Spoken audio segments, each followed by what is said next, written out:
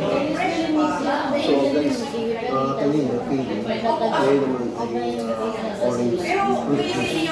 Nakakita ko na may mga measurement, may measurement.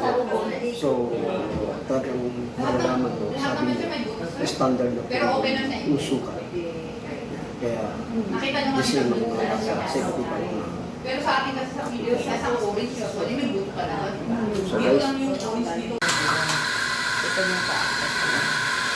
So, nakita nyo dun sa lecture natin, iba yung grinder na nakalagay doon. Ito, manual. May tawagin. Yung nasa video ko is automatic yun. Kaya ipupush nyo lang yung button, lalabas na ito. Kayo mismo yung maghihila para lumabas yung pinaka-powder. Village yun doon. So, unahin po muna natin, Americano. Parang hanok lang. Pero mas maganda. So, need po natin gumawa ng espresso. Ito po yung nagam natin po ng filter. So, ilalagay lang po natin siya dito sa ilalim. Yan. And then, dalawang pila lang po tayo sa dalawa. Todo po siyang pila. Pagka sa tignan nyo sa sista, konti lang yung bababas powder. So, meron po siyang measurement So, na opo. So, after nun, katamp natin walang force, and then kakatukin natin para yung nasa gilid is mapunta sa gitna. And then, ito na po yung pangalawa is, ito na po yung may force. Para madiin yung powder at maganda yung labas ng ating espresso. And then, after that po, lalagay po natin siya dito sa machine. Ayan po. Mararamdaman nyo naman po pag nandito na kayo. Paghigpit And then, ipupush po natin is double shot. Kasi po double shot po yung gamit natin water heater. So, lalagay nyo yung creamer, bell creamer, and then pupush nyo lang po. Sa school. So, ilang seconds po ba kailangan natin? 20. 20 to 30 seconds po yung kailangan natin ma-hit na seconds. Why? Kasi pag pababa po doon, walang lasa yung kape natin. Walang lasa. Light lang po yung lasa niya. So, itatapon natin siya. And then, ulit kayo. Pag na, hindi nyo na yung seconds niya. So, ayan, 21, 22, 23, 24, 25, 26, 28 po. So, okay po yung shot natin. And then, syempre sa Americano, ang heat lang po natin ay hot water. So, ito po yung hot water. Ilalagay lang po natin yung shot. Ito po kasi, malaki po yung gamit kong cup, kaya dalawang shot. So, ang gagamitin po natin is yung maliit na cup, one shot lang dito. Pero depende sa inyo kung gusto nyo dalawang shot ang inumin nyo. Kung matapang. medyo hard kayong magkape, pwedeng dalawa, pwedeng isa. Pero since it's hard, So, ito yung Americano. Pwede nyo na siyang tikman. ako mainit pa. Opo, para alam nyo din yung lasa. So, next po natin is latte. So, dito na papasok ang ating steam. Steam milk. So, ang madali lang po talaga is Americano. Kasi water lang, walang milk, di ba? So, latte. So, gagawa na naman po tayo ng espresso. Same procedure po. Tapos itatampo po natin, dililisin. Yan. Pag may mga excess na ganan, kailangan yung i-brush kasi once na madumi yung paligid niya, pag nilagay nyo din dito, is madumi din yung bubble sa. Magkakaroon siya ng powder. So, ayan po. 28. Same.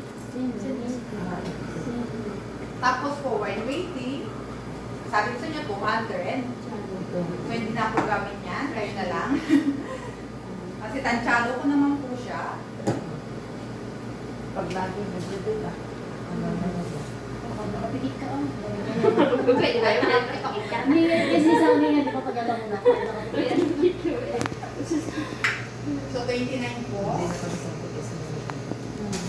So, ito na po yung shot natin sa latte. Wala pong syrup kasi latte siya.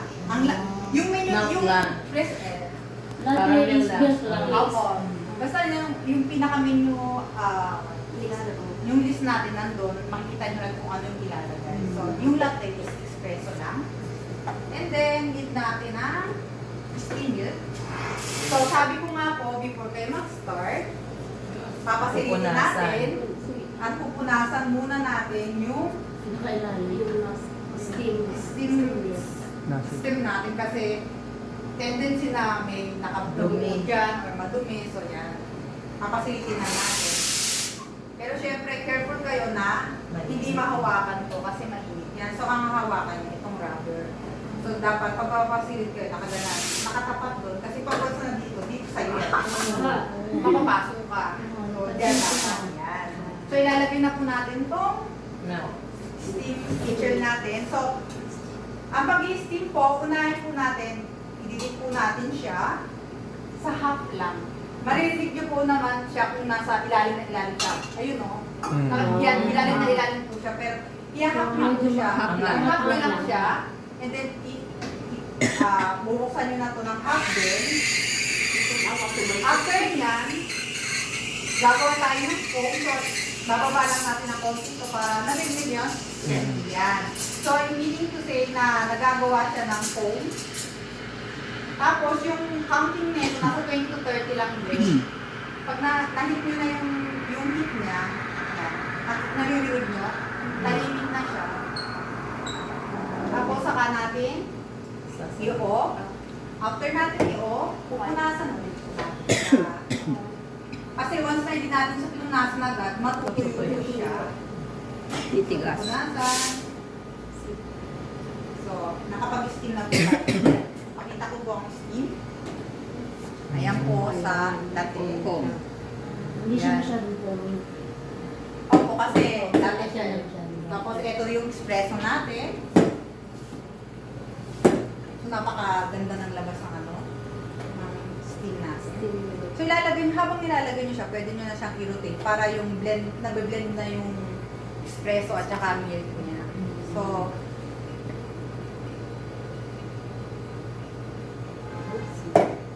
Oh, my heart na. ayan ang latte.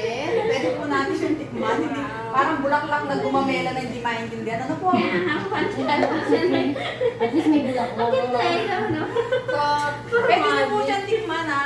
Mag-giveaway na lang tayo sa iba para. muna kasi pagkatinik mo muna wala na nga So, next tayo is vanilla. Vanilla is, may vanilla syrup tayo here. May caramel, may nakalagay siya caramel, vanilla. Ayan, yung syrup na gagamitin natin. And then, may choco tayo. Choco is for mocha. And then, meron tayo mga pang drizzle na tinatawag. Pang topping, choco, cinnamon, and caramel. Yan. So, next natin is vanilla naman. So, same lang po. Dapat tayo ng espresso. Tandaan mo. Hirap tandaan mo. Same procedure lang din po tayo. Titikman nyo silang lahat. Tapos kung ano yung maibigan yung taste na gagawin, yun ang gagawin nyo dito pagpunta nyo. Isa-isa lang ba? Kala ko natin. Pag mabilis ang ikot, makakaisa pa tayo. Kaya depende sa inyo yan. Sabi sa inyo. Para mga dalawang try kayo ng kape. Ikaw ulit, palate-plate ka dyan. Sige, last ako mas maganda.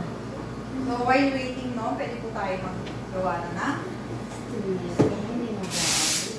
Pero sa inyo, mamaya, hintayin nyo muna matapos kasi kakount mo siya eh. So ako, nag-aano lang naman ako nag-demo ngayon. So gagawa na ako while waiting. Kasi malilito tayo. Opo. 26 po siya, good siya. 26. Ganun lang din po yung pag-i-steam, katulad po ng latte. Opo.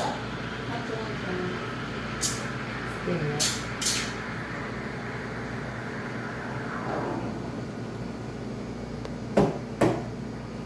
Ilang seconds? Tapos yung pump po ng vanilla is 2 pump lang po yung nakalagay Walang sa second shot ako naman. recipe natin. Basta yung- Ito 3 pump po siya kasi Okay. malaki. So mamaya, pag nilagay niyo ng syrup, kung vanilla man yung mapili niyo, i-stir po na po siya para mag-blend yung syrup at saka yung coffee. Ilagay natin siya sa sandwich yung Tapos, eto na po, espresso with vanilla. And then, lalagay na po natin Para ang mabilo tayo. foam. So, katulad din po ng procedure kanina, pag may nakikita kayong mga foam niya, eh, malilit na bubbles, di ba? Pwede niyo po siya itaktak para mawala yung bubbles niya. Yan. Kaya pala minsan tinataktak mo lang. Opo. Para maganda yung ano niyo, yung pag-ano ng milk. Namamatol ako. Ayan, ito na po yung vanilla. Ay, mocha naman po, mocha is gagamit po tayo ng measurement kasi yung mocha is nasa 20 ml po yung nakalagay. Kumain naman yung ano eh. So, ilalagay ko dito is 30 ml kasi malaki po siya. Concentrate sa pagdide. Wala na nagtiki mo. Wala na nagtiki. Tapos, gagawa po tayo ng espresso again. Iniiwasan ko yung sugar. Ang dami ng juice. Gusto ko yung dalawa. Ang dami na.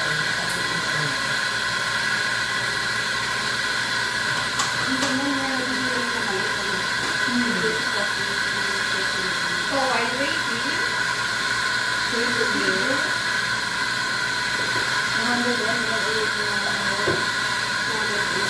Oh, lahat naman to. Lahat ko ang gano'n. So, standard na yun. Same pa rin po yung paggawa natin ng Pagtanong, kapag 27 po siya. ano tayo ng milk, hindi lumalabas. Kung titingnan, madali po siya, di ba? Oo. Pero kung nandito Kaya na, nandiyan ka na, malamang. Baka masira mo pa yung Baka tubig ang lumabas man eh. so ilalagay na po natin yung espresso sa choco. sa mocha. Ito po yung choco is sobrang sticky siya, so kailangan po talaga natin ng stir na mainit para maghalo na yung lasa ng Nung choco. bata pa ako, yan ang lagi kong ininom. Ngayon, ayaw ko. Ayan po, nakamix na po siya. And then, inimix na po natin ng yes. Sa mga mahilig sa choco, bagay sa inyo ang mocha. Oo. Ako, Yan, yan. nabawas lang kasi. Ma'am, sa milk po kahit anong kailangan talaga fresh milk po. Opo, kailangan ko. Pero Hindi, yung hindi full ko milk, yung full milk, hindi ka, full cream milk po, hindi ko pwede. Ayan, ang mocha natin. Wow, Oo. May puso. Lumabas na yung puso ko. Oo. So ayan, mocha is meron po tayong dirigin na choco. Choco. So lalagyan lang po natin ng ayan. Kayo kung gusto nyo pirmahan, kung gusto nyo lettering, pwede po. O, yung pangalan mo, Anything. ng arm, Anong pangalan niyo, Pwede ma'am? mo din lagyan siya ng ano, sa ibabaw, di ba? Opo. Ma'am, anong pangalan po niyan, ma'am? Mocha po, sir. Hindi, yung ano, ginanon yung Dirigil po. Okay. Para hindi kayo ano, topping na lang para Topping. madali nyo. Yan yung mocha. Ay, yun yung talagang tikman pa. Okay, So, next time is caramel. Seryoso pa kami lahat. Okay po. Pero ma'am, ang topping, mabibili rin doon. Opo, ay, ito po yun, sir. Ah, Ito okay. po yung ginagawa niya. Ayun. Pero nilagay lang sa ibang lagay para mabilis siyang Ah, okay, thank you. So, yung caramel, yung sa menu natin is 2 pound lang Bibili din nila siya. yung mga malalaki nila. Mm. Shopee. Meron din sa ano. Upang mayroon yan. mag-milk ka ng chocolate, hindi yun Hindi, itapin mo. ba't mo Isa pa rin sinabi mo. Sa loto, pagpunta ka ng loto mo. yan. So, same procedure po, espresso. By wholesaler. Wholesaler meron. Mura pa. Pero kung gusto mo lang. Ma'am, estimate niyo po mga ilang buwan bago nga ma-master yan? Ito, sir? Estimate Depende niyo. sa Sa skills mo. skills Depende mo. Okay, everything ang gumawa ko. 1 month, 2 months? Ganyan. Pag everyday, 1 month. Kahit isang araw lang, sir, kaya mo yan. Pag yung utak mo talaga, ano mo, gusto mag-perfect. Samahan niyo sa perfect mo. Nagalo ka ng lahat. Nagsayan mo lang lasa. Kailangan na. Mag-ingay! So, ayan, 30 po yung Ito na, lumabas. simula nang hingay. Ilalagay po natin yung Ang malimit ko espresso sa caramel. Tomato sa caramel. Tapos, syempre, stir na naman po natin siya. Yan, naka-stir na yung caramel syrup. Diba? Stir. So, Parang na. set aside lang natin kasi gagawa tayo. Sir, para ma-master mo yung video mo para dyan. No. Kaya nga, eh, laging... Huwag mo agad So, ang same lang huwag din mo po agad yung master. Same lang din po yung paggawa ng Possible. singles niya. Isang set na yan siguro. Kung baka hindi. Saka nakakabili naman sa mga Renans yun. Yung mga Renan. Gagayin ko naman po kayo mamaya dito, kaya huwag kayong mag-alala. Hindi ko kayo pababayaan. Kasi baka biglang pumus. Opo. Talsikan kami sa mukha. Yung hawakan ko yung mga kamay nyo, gano'n. Sabi mo, uy, wag dyan. Huwag mo dyan hawakan doon banda. Yan. So, nakapamisting na po tayo, and then, ito na po yung sa caramel. Oh. Parang ito nilagay niya sa caramel. Yan.